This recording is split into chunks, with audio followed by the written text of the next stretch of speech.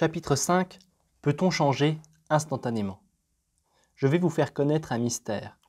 Nous ne mourrons pas tous, mais tous nous serons transformés en un instant, en un clin d'œil. Épître aux Corinthiens 15,51. Depuis toujours, j'ai rêvé de pouvoir aider les gens à changer les différents aspects de leur vie. Instinctivement et très jeune, j'ai compris que pour aider les autres à changer, je devais pouvoir changer moi-même. Déjà à l'école élémentaire, je cherchais dans les livres et les cassettes les connaissances qui, je le croyais, pouvaient m'enseigner les principes essentiels de la transformation des émotions et du comportement humain. Certes, je voulais améliorer certains aspects de ma propre vie, trouver une motivation, m'efforcer de la mettre en œuvre pour agir, apprendre à jouir de la vie, à communiquer et à nouer des liens avec les autres. J'ignore exactement pour quelle raison, mais j'associais le plaisir au fait d'apprendre et de partager des connaissances qui pouvaient améliorer la qualité de vie des gens et qui pouvaient les amener à m'apprécier et, pourquoi pas, à m'aimer. En conséquence, quand j'entrais au secondaire, on m'appelait le gars des solutions.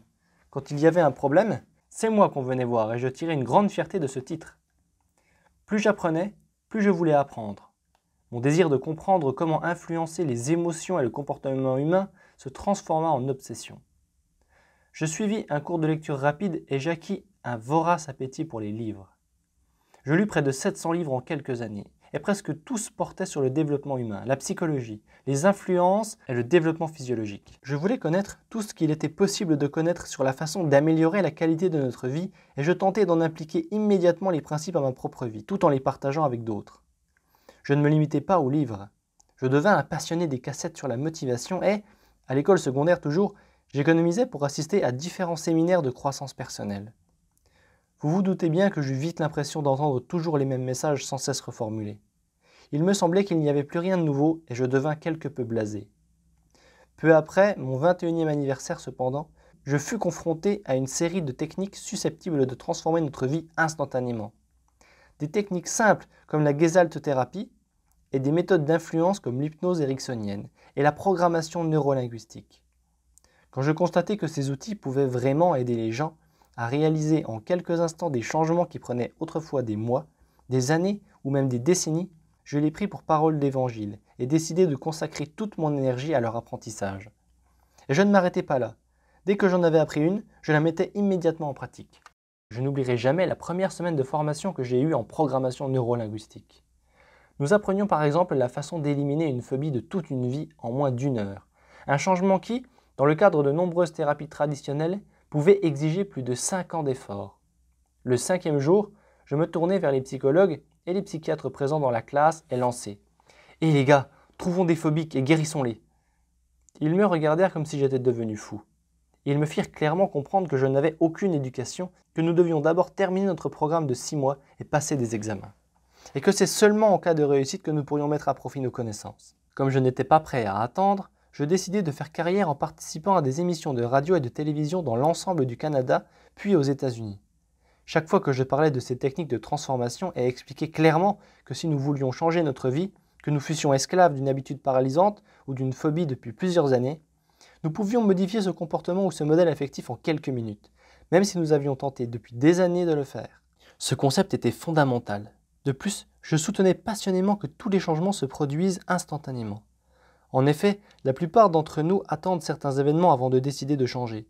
Si nous comprenions vraiment le fonctionnement du cerveau, nous pourrions stopper le processus interminable qui nous pousse à analyser le pourquoi des choses et, si nous pouvions simplement changer nos associations avec la douleur et le plaisir, nous pourrions tout aussi aisément modifier le conditionnement de notre système nerveux et prendre immédiatement notre vie en main. Comme vous l'imaginez sans doute, ce jeune sans doctorat qui faisait des déclarations controversées à la radio heurtait la sensibilité de certains professionnels de la santé mentale exerçant leur profession selon les méthodes traditionnelles. Quelques psychiatres et psychologues me critiquèrent et plusieurs le firent à la radio.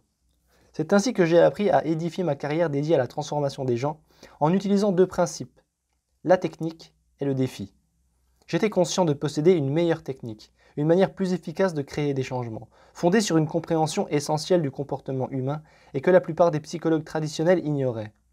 Je pensais aussi que si je pouvais atteindre mes objectifs ainsi que ceux de mes clients, je pouvais trouver une façon de renverser n'importe quelle situation.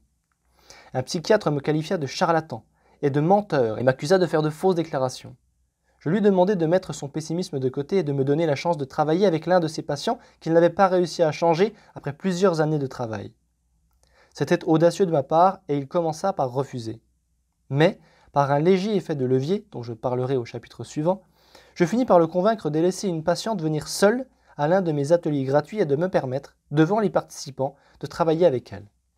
En 15 minutes, je réussis là où le psychiatre qu'elle avait consulté depuis 7 ans avait échoué. J'ai effacé complètement chez elle sa peur des serpents. Le moins qu'on puisse dire, c'est que le psychiatre était stupéfait. Et le plus important, ce sont les références que je créais ainsi et l'assurance que j'ai acquise sur la valeur de mes aptitudes. Je devins complètement dingue. Je me mis à parcourir le pays pour montrer aux gens avec quelle rapidité on pouvait changer. Je découvris que peu importe où j'allais, je me heurtais au scepticisme des gens. Mais, comme je pouvais obtenir des résultats visibles, je pus non seulement susciter leur intérêt, mais également les inciter à mettre en pratique dans leur propre vie les principes que j'avançais. Comment se fait-il que la plupart des gens pensent qu'il faut beaucoup de temps pour changer ?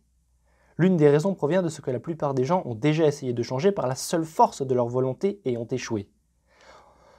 En conséquence, ils présument que les changements importants doivent prendre beaucoup de temps et sont très difficiles à effectuer. En fait, le changement est difficile uniquement parce que la plupart d'entre nous ne savent pas comment changer. Nous ne possédons pas de stratégie efficace. La volonté à elle seule ne suffit pas quand on veut obtenir un changement durable. La deuxième raison pour laquelle nous ne changeons pas rapidement est que notre culture nous inculque un ensemble de croyances qui nous empêchent d'employer nos propres aptitudes inhérentes. De par notre culture, nous faisons des associations négatives avec l'idée d'un changement instantané. Pour la plupart des gens, un changement instantané signifie qu'on n'avait pas de problème au départ. Si on peut changer aussi facilement, pourquoi ne pas l'avoir fait il y a une semaine, un mois, un an, et ainsi cesser de se plaindre ? Par exemple, avec quelle rapidité peut-on se remettre de la perte d'un être cher et se sentir différent ? Physiquement, nous possédons la capacité de le faire dès le lendemain. Mais nous ne le faisons pas. Pourquoi ? Parce que nous avons un ensemble de croyances culturelles qui prétendent que nous devons être affligés pendant une certaine période. Pendant combien de temps ? Tout dépend de la façon dont nous sommes conditionnés.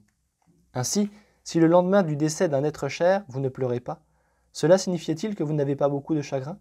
D'une part, votre entourage arriverait à la conclusion que vous n'aimiez pas la personne disparue. D'autre part, à cause de votre conditionnement culturel, vous pourriez vous aussi croire que vous ne l'aimiez pas. Croire que l'on peut surmonter une perte aussi facilement est trop pénible. Nous préférons la douleur de l'affliction à devoir changer nos émotions jusqu'à ce que nous soyons convaincus que nous respectons les règles et les normes culturelles. En réalité, certaines cultures célèbrent la mort des leurs. Pourquoi ? Parce que pour elles, Dieu sait toujours quel est le meilleur moment pour que nous quittions la terre et que cette mort est une élévation. Elles croient aussi que si vous pleurez la mort de quelqu'un, vous ne révélez que votre manque de compréhension de la vie de même que votre égoïsme.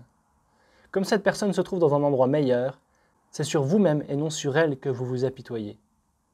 Elles associent le plaisir à la mort et la souffrance au chagrin de sorte que ce dernier ne fait pas partie de leur culture. Je ne dis pas qu'il est mauvais ou incorrect d'avoir du chagrin. Je dis croyance selon laquelle il faut beaucoup de temps pour surmonter la perte d'un être cher. En prononçant des conférences d'un bout à l'autre du pays, je ne cessais d'encourager les gens à faire des changements propres à transformer leur vie, souvent en moins de 30 minutes. Il ne faisait aucun doute que je suscitais des controverses, et plus j'obtenais de succès, plus j'étais assuré et intense. En fait, il m'arrivait de confronter les gens et de me montrer plus que suffisant. Je commençais à faire de la thérapie en privé afin d'aider les gens à transformer leur vie, puis j'ai entrepris de donner des séminaires. En quelques années, je voyageais 3 semaines sur 4, m'engageant sans cesse et donnant le meilleur de moi-même et m'efforçant d'affiner mon aptitude à influencer de la meilleure façon possible le plus grand nombre de personnes dans le plus court laps de temps. Les résultats que j'obtins devinrent en quelque sorte légendaires. Finalement, les psychiatres et les psychologues cessèrent de m'attaquer et manifestèrent le désir d'apprendre mes techniques pour les employer avec leurs propres patients. En même temps, mon attitude changea et je devins plus pondéré. Mais je n'ai jamais perdu mon désir passionné d'aider le plus grand nombre de personnes possible. Un jour, il y a environ 4 ans et demi, peu après la publication de Pouvoir illimité, j'autographiais mes livres à la fin d'un séminaire que j'avais donné à San Francisco. Pendant ce temps, je réfléchissais aux incroyables récompenses que m'avaient valu les résolutions que j'avais prises pendant mes études secondaires. Résolution de grandir, de me développer, de contribuer au bien-être des autres et, par conséquent, de changer leur vie. En voyant tous ces visages souriants tournés vers moi, Je me rendais compte que j'étais profondément reconnaissant d'avoir acquis des aptitudes susceptibles d'aider les autres à modifier pratiquement tous les aspects de leur vie. Enfin, le dernier groupe de lecture se dispersait. Un homme s'approcha de moi et me demanda si je le reconnaissais. Comme j'avais vu des milliers de personnes au cours de ce seul mois, je dus admettre que non. Il me dit « Réfléchissez un peu ». L'ayant examiné pendant quelques minutes, un déclic se fit dans mon esprit. Je dis « New York, non ?»« Dans le mille », répondit-il. « Je vous avais donné une consultation pour vous aider à vous débarrasser de votre habitude de fumer. » Il acquiesça d'un signe de tête. « Fichtre, dis-je, cela fait un siècle. Comment allez-vous » Il enfonça sa main dans sa poche, en tira un paquet de Marlboro qu'il pointa vers moi avec un regard accusateur en disant « Vous avez échoué ». Il se lança dans une longue tirade sur mon échec à le programmer efficacement. Je dois reconnaître que j'étais déconcerté. Après tout, j'avais fondé ma carrière sur une volonté ferme de me dépenser pour les autres, de relever des défis et de stimuler les autres, de tout tenter pour créer des changements durables et efficaces à la vitesse de l'éclair. Comme cet homme continuait à fustiger mon inefficacité à guérir son tabagisme, je me demandais ce qui avait bien pu échouer. Se pouvait-il que mon ego eût surpassé ma véritable aptitude ? Petit à petit, je commençais à me poser des questions plus judicieuses. Que pouvais-je apprendre de cette situation ? Que se passe-t-il au juste ? Que s'est-il passé après que nous avons eu notre consultation ? Lui demandai-je. Il répondrait certainement qu'il avait recommencé à fumer une semaine ou deux après la thérapie. En fait, il avait cessé de fumer pendant 2 ans et demi, après une consultation de moins d'1 heure. Mais un jour, il prit une bouffée et, aujourd'hui, il fumait à nouveau 4 paquets par jour et me blâmait de la fragilité du changement produit en lui. Tout à coup, je compris. Cet homme n'avait pas tout à fait tort. Après tout, j'avais enseigné ce que j'appelais la programmation neurolinguistique. Pensez au mot programmation. Il laisse supposer que vous pouvez simplement venir me voir pour que je vous programme et que tout baignera dans l'huile à partir de ce moment-là. Vous n'aurez pas besoin de faire quoi que ce soit. Fort de mon désir d'aider les gens au plus profond d'eux-mêmes, j'avais commis la même erreur que j'avais constatée chez les autres chefs de file de la croissance personnelle. J'avais commencé à assumer la responsabilité de changer les autres.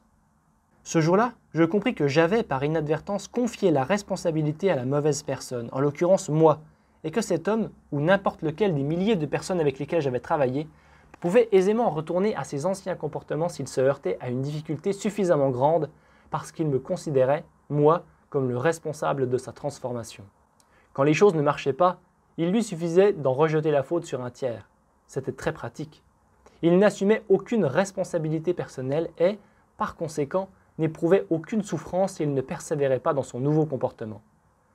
Face à cette nouvelle perspective, je résolus de modifier l'appellation de la technique que j'employais. J'abandonnai le terme programmation car, si je continue d'employer bien des techniques propres à la programmation neurolinguistique, je crois cependant qu'il n'est pas exact. Le terme conditionnement est plus adapté au changement à long terme. Cette idée se renforça quand, quelques jours plus tard, ma femme fit venir un accordeur pour notre nouveau piano à queue. Cet homme était un véritable artiste. Il travailla sur chaque corde pendant des heures et des heures, les ajustant de façon à leur donner la tension idéale pour créer une vibration parfaite. À la fin de la journée, le piano rendait un son magnifique. Quand je m'enquis du prix de son travail, il répondit « Ne vous en faites pas, je vous apporterai une facture à ma prochaine visite. » « Votre prochaine visite, que voulez-vous dire ? Je reviendrai demain, puis une fois par semaine pendant 1 mois. Je reviendrai ensuite tous les 3 mois pour le reste de l'année, parce que vous habitez près de l'océan. » De quoi parlez-vous ? N'avez-vous pas déjà fait tous les ajustements nécessaires sur le piano ? N'est-il pas parfaitement accordé ?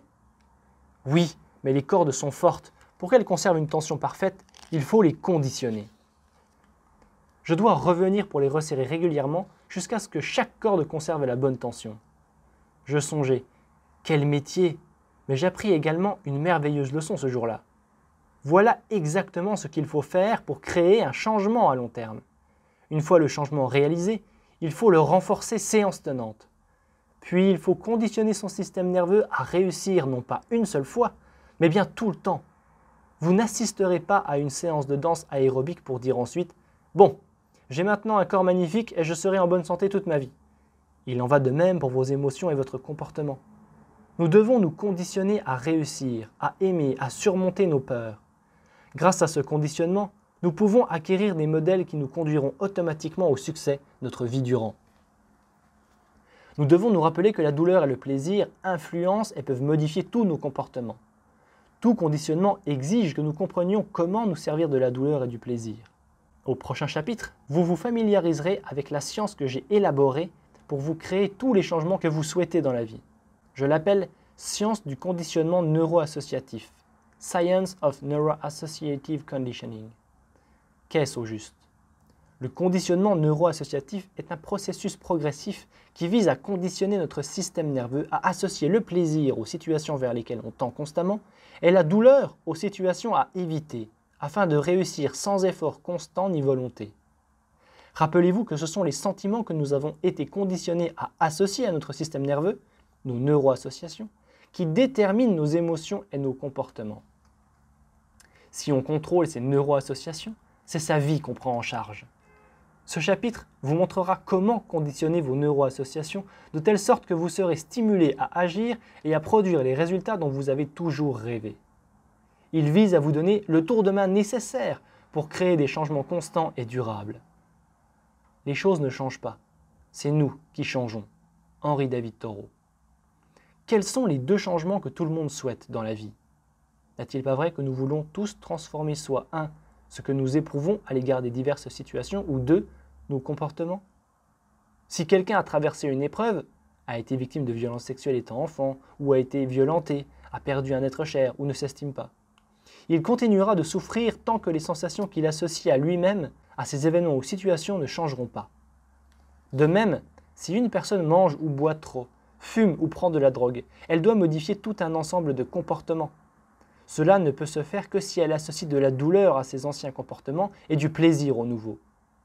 Cela paraît simpliste, mais j'ai découvert que pour créer un véritable changement, un changement durable, nous devons élaborer un système précis qui nous permettra d'employer toutes les techniques de changement que nous apprenons. Et elles sont nombreuses. Je puise chaque jour de nouvelles aptitudes et de nouvelles techniques dans diverses sciences. Je continue d'employer de nombreux procédés et concernant la programmation neurolinguistique, ou propre à Erickson, procédés que j'ai utilisés dès le début de ma carrière. Mais je les emploie toujours en respectant les 6 étapes fondamentales de la science du conditionnement neuroassociatif. J'ai créé cette science afin de pouvoir utiliser n'importe quelle technique de transformation. Ce qu'elle apporte, en réalité, c'est une construction spécifique, soit un ordre et une séquence, qui régit l'emploi de n'importe quel ensemble d'aptitudes visant à produire un changement durable. Vous vous rappelez certainement qu'au premier chapitre, j'ai dit que pour opérer un changement à long terme, il faut avant tout modifier ses croyances. La première croyance à laquelle il faut souscrire pour créer un changement rapide est celle qui veut que nous puissions changer instantanément. Ici encore, la plupart des gens dans notre société associent inconsciemment une grande souffrance à l'idée de pouvoir changer rapidement. D'une part, nous désirons ce changement rapide et, d'autre part, notre conditionnement culturel nous enseigne qu'un changement rapide signifie que nous n'avons peut-être jamais eu de problème. Peut-être faisions-nous semblant ou étions-nous paresseux. Nous devons croire que nous pouvons changer instantanément. Après tout, si nous pouvons créer un problème en un instant, nous devrions pouvoir le régler aussi en un instant. Tout comme moi, vous savez pertinemment que quand on finit par changer, on change en un instant, n'est-ce pas? Il y a un moment précis où se produit le changement. Pourquoi ne pas faire en sorte que cet instant arrive maintenant? En général, c'est se préparer au changement qui prend du temps. Vous connaissez sans doute la blague suivante. Combien faut-il de psychiatres pour changer une ampoule? Un seul, mais c'est très cher. Cela prend beaucoup de temps, et encore faut-il que l'ampoule veuille bien changer. Foutaise! Nous devons nous préparer à changer, devenir nos propres conseillers et prendre notre vie en main. La seconde croyance qu'il faut adopter pour opérer un changement à long terme est que nul autre que nous n'est responsable de ce changement. En fait, pour créer un changement durable, il faut que les 3 croyances suivantes soient respectées. Premièrement, il faut croire qu'une chose doit changer, non qu'elle devrait ou pourrait changer, mais qu'elle doit absolument changer. Trop souvent, nous entendons dire « je devrais me libérer de ce fardeau ». Temporiser est une vilaine habitude. Je devrais améliorer mes relations. Or, vous savez très bien qu'on peut se noyer dans les « je devrais » sans que la vie change pour autant. C'est seulement quand une chose devient une nécessité absolue que nous commençons vraiment à faire le nécessaire pour modifier la qualité de notre vie. Deuxièmement, il faut croire non seulement que les choses doivent changer, mais encore que nous devons les changer. Nous devons nous percevoir comme une source de changement, sinon nous devrons toujours faire appel à un tiers pour agir à notre place et aurons toujours un bouc émissaire en cas d'échec. Nous devons être la source de notre changement pour que celui-ci soit durable. Troisièmement, il faut croire que l'on peut effectuer le changement désiré. Si nous ne le croyons pas, Comme nous l'avons déjà mentionné au chapitre précédent, nous n'avons aucune chance d'aller jusqu'au bout pour réaliser nos désirs. Ainsi, sans ces 3 croyances fondamentales, je peux vous assurer que tous les changements que vous réaliserez ont peu de chances de durer. Ne vous méprenez pas sur mes paroles. Il est toujours bon de s'adresser à un entraîneur compétent, un expert, un thérapeute, un conseiller, quelqu'un qui a déjà obtenu de bons résultats avec de nombreuses autres personnes, qui nous aidera à apprendre les mesures nécessaires pour vaincre notre phobie, pour cesser de fumer ou pour maigrir. Mais, en fin de compte, vous devez être la source de votre changement. Mon entretien avec le fumeur qui avait fait une rechute fit naître en moi de nouvelles interrogations sur les causes du changement. Pourquoi étais-je si efficace depuis des années ? Qu'est-ce qui me différenciait de ceux qui avaient tenté d'aider les mêmes personnes, qui avaient les mêmes intentions que moi mais n'obtenaient pas les mêmes résultats ? Et quand je tentais d'opérer un changement chez quelqu'un et que j'échouais, à quoi cela était-il dû ? Qu'est-ce qui m'avait empêché de réaliser le changement que je m'étais déjà engagé à réaliser chez cette personne ? Puis, je me posais des questions plus générales, comme qu'est-ce qui est à l'origine du changement dans toute forme de thérapie ? Toutes les thérapies donnent parfois de bons résultats et parfois de mauvais résultats. Je notais également 2 points intéressants. Certaines personnes consultaient des thérapeutes que je n'estimais pas très compétents, mais qui réussissaient quand même à opérer les changements désirés en un très court laps de temps. D'autres consultaient des thérapeutes que je jugeais excellents, mais ils ne réussissaient pas à obtenir les résultats souhaités à court terme. Après avoir observé des milliers de transformations et recherché leur dénominateur commun, j'ai soudain trouvé. Nous pouvons analyser nos problèmes pendant des années, mais rien ne change tant que nous ne modifions pas les sensations que nous attachons à une expérience dans notre système nerveux. Nous avons la capacité de le faire rapidement et avec force si nous comprenons le pouvoir de notre cerveau.